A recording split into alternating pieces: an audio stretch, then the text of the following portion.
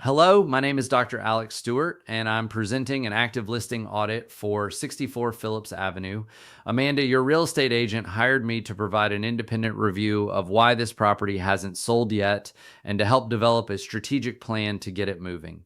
The whole point of this audit is to have an objective third-party look at the current market conditions, analyze the competition, and give you data-driven recommendations on how to reposition this home for success. Let me give you a bit of background about who I am and why I'm qualified to provide this analysis. I started my career as a financial analyst for Fortune 500 companies, including Georgia Pacific and the Home Depot in Atlanta. I then spent 8 years as a mortgage banker here in Jacksonville, where I worked hand in hand with appraisers on nearly 1,000 transactions, learning exactly how properties get valued. I earned my doctorate from the University of Florida and founded the Market Distillery as an independent research company to help real estate agents and their clients make informed decisions using real data, not just gut feelings or wishful thinking. So here's what we're going to cover in this report. We'll start with the property details to make sure we're all on the same page about what we're selling. Then we'll look at the general market overview for Northeast Florida to understand the bigger picture. We'll zoom in on your specific neighborhood market in the 32082 zip code. After that, we'll examine comparable sales and active listings to see what's actually selling and what's sitting. And finally, I'll give you my recommended pricing plan with specific strategies based on your urgency to sell and the current market conditions. Let's begin with section 1, the property details. So here's what we're working with at 64 Phillips Avenue. The property has been listed at $1,490,000, which comes out to $805 per square foot, and it's been on the market for 46 days as of this report date. It's an 1,850 square foot home with 3 bedrooms and 2 bathrooms. There's no pool, but you do have a private backyard. I've rated this property as a Q4 for quality, which means it's standard builder grade construction that meets code requirements, but doesn't have significant upgrades or custom features. To condition is a C4, indicating some normal wear and tear with minor deferred maintenance, but nothing major. The property hasn't had any significant recent updates, and importantly, it backs up to A1A, which can be both a blessing and a curse depending on the buyer. Now let's shift to section 2, the general market overview for Northeast Florida. When we look at the Jacksonville and Northeast Florida real estate market as a whole, we need to understand the environment we're operating in. The market has shifted significantly from where it was just a couple of years ago. We're seeing more inventory, pickier buyers, and longer selling times. Interest rates are still elevated, though they've come down from their peaks, and about 75% of buyers are still financing their purchases. Cash sales make up about 25% of the market overall, though at your price point, we might see a higher percentage of cash buyers. Let's look at the seasonal pattern for active listings first. This chart shows us 20 years of historical data in blue compared to what's happening this year in orange. What jumps out immediately is that inventory rose much faster than normal this spring and summer. We peaked at over 11,000 homes for sale, which is significantly higher than our long-term average. The good news is we've stabilized and inventory is starting to moderate as we head into fall. But the key takeaway is that buyers have a lot more options than they've had in recent years, which means sellers need to be much more strategic with their pricing. Moving to pending sales, which gives us the most current look at buyer demand. We can see that activity is declining faster than the normal seasonal pattern would suggest.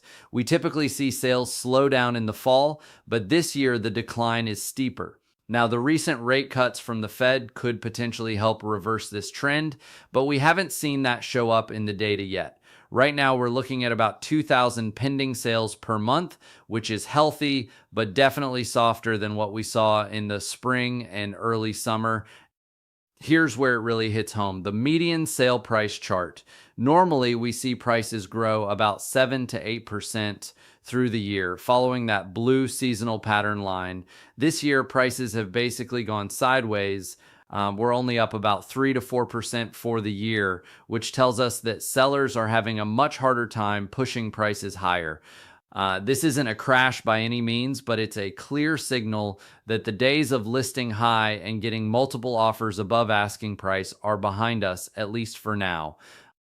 This next chart is critical for understanding why pricing correctly up front matters so much. When homes sell within the first 30 days, sellers get 97% of their asking price and only give about $8,300 in concessions on average. But look what happens as homes sit longer. If a property takes 60 to 90 days to sell, sellers end up accepting only 91% of their original list price, while also giving over $9,000 in concessions. The longer you sit on the market, the more it costs you, which is exactly why we need to get the pricing right immediately, not chase the market down with price reductions. Let's move into section 3, the neighborhood market overview for your specific area. Looking at the 32082 zip code specifically, we can see that the challenges facing the broader market are even more pronounced here. The average number of active listings has grown from 127 in 2022 to 215 so far this year. That's a 70% increase in competition.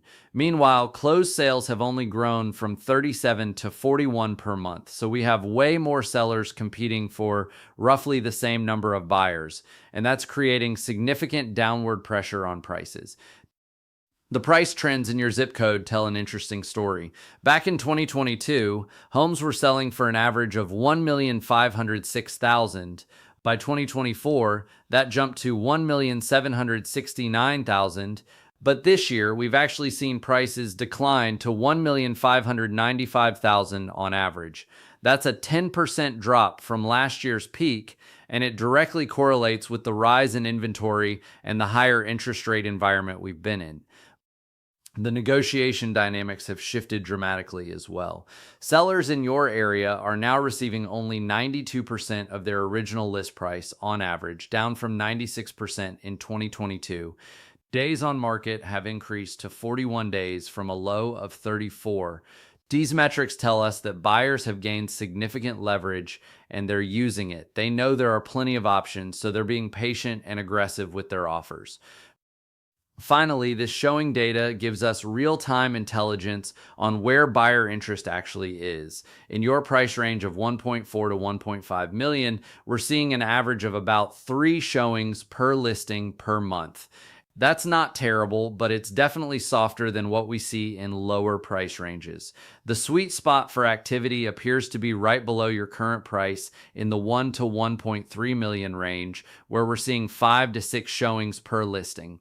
This suggests that your current price point might be pushing you above where most of the active buyers are shopping. Now, section 4, let's look at the comparable sales and active listings. Here's a summary of all the relevant activity in your immediate area over the past 6 months. I'm focusing on properties between 1,500 and 2,200 square feet that sold or are currently listed between 1 million and 1.6 million. This gives us a good cross-section of what buyers are actually paying versus what sellers are hoping to get. Let's look at your main competition, which is 48 Jefferson Avenue. This property is listed at $1,399,000 or $761 per square foot. It's slightly smaller than yours at 1,839 square feet, but here's the key difference. It has a pool and it's been updated. I'd rate it as a Q3C3, meaning it's a full step above your property in both quality and condition. The updates are limited but strategic, focusing on the areas buyers care about most. Even at a lower price than yours, this home is your direct competition and it offers more amenities. Here's a really important comparable. 36 Franklin Avenue sold for $1,355,000 back in May. This was a 1,756 square foot home that sold in just 14 days at $772 per square foot. Now, this property was essentially renovated with significant updates throughout. It had a pool, updated kitchen and bathrooms, and showed like a model home. The quick sale tells us that when a property is priced right and shows well, buyers will act fast even at this price point. Now look at 50 Jefferson Avenue, which sold for $1,121,750 or $630 per square foot. This property is very similar to yours, about the same size at 1781 square feet, similar quality and condition ratings, and limited updates. The big difference is it had a pool, and even with that amenity, it still took 66 days to sell and required multiple price reductions. This is probably your most relevant comp, and it suggests your current pricing is about 28% too high. When we visualize the price per square foot comparison, the challenge becomes crystal clear. Your property at $805 per square foot is the highest priced on a per foot basis, yet it lacks the pool that all the successful sales had, and it doesn't have the updates that justified the higher prices those homes achieved. The comp that's most similar to your property in terms of condition sold at $630 per square foot. That's a massive gap that explains why you're not getting offers. Let's move to section 5, the recommended pricing plan. So here's the bottom line on your property positioning. The advantages you have are the larger lot size, which does provide value. The challenges are significant, though. You're next to A1A, which creates noise issues. You don't have a pool, which buyers at this price point expect. And now you have new competition at $1.39 million. That's a superior property with a pool. Based on the comparable sales, especially that 50 Jefferson sale, the market is telling us this property should be priced around $630 per square foot. We also need to factor in that we're entering the fall market when buyer activity traditionally slows down. Based on everything we've analyzed, I have 3 pricing strategies for you to consider, and they depend entirely on your urgency to sell. If you have high urgency and need to sell quickly, or if you're trying to capture what's left of the fall market before the holidays, I recommend pricing between $990,000 and $1 million. This puts you at $535 to $540 per square foot, which is aggressive but necessary to generate immediate interest. The second option, if you have medium urgency and can wait a bit longer, would be $1.1 to $1.2 million, or $594 to $648 per square foot. This is more in line with recent comparable sales, but still accounts for your lack of pool and updates. And the third option, if you have low urgency and can wait until the spring market, would be $1.21 to $1.25 million. But honestly, even in a strong spring market, I think this would be pushing it given the comparable sales we've seen. The market has already told you that 1.49 is too high after 46 days, and every day you wait costs you more in carrying costs and market perception. My strongest recommendation is to move towards the $1 million range to generate buyer engagement and fresh interest in the property. Remember, the first 30 days on market are critical, and you've already used up that honeymoon period. A significant price adjustment is needed to signal to buyers and agents that you're serious about selling. If you have any questions about this plan, please direct them to your agent, and good luck as you move forward and sell this property.